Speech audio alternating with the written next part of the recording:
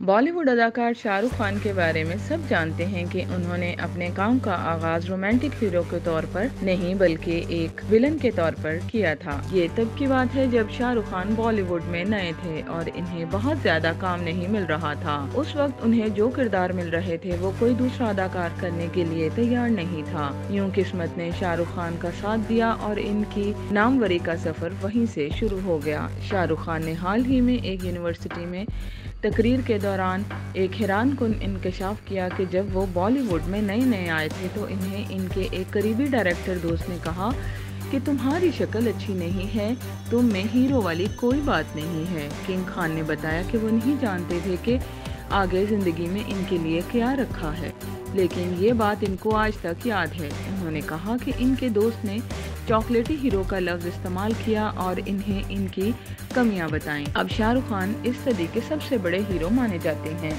इनसे कोई नहीं जीत सकता। लेकिन सुन के बड़ा अजीब लगता है कि किंग खान को भी कोई बदसूरत कह सकता है। इस तकरीर के दौरान शाहरुख खान ने वहां मौजूद तलबा से कहा कि इन्हें कभी जिंदगी में हार नहीं माननी चाहिए और वो कभी ख्वाब देखना ना छोड़ें। शाहरुख खान ने तलबा को नसीहत की कि कभी किसी और के ख्वाबों की ज़िंदगी ना जिएं बल्कि अपना रास्ता खुद चुनें। बॉलीवुड बादशाह ने अपनी तकरीर के आखिर में अपनी ही फिल्म का एक डायलॉग बोलकर तलबा को समझाया कि आखिर में सब कुछ ठीक हो जाता है। इंसान को हर दम मेहनत करते रहना चाहिए और कभी हार नहीं मानना चाहिए।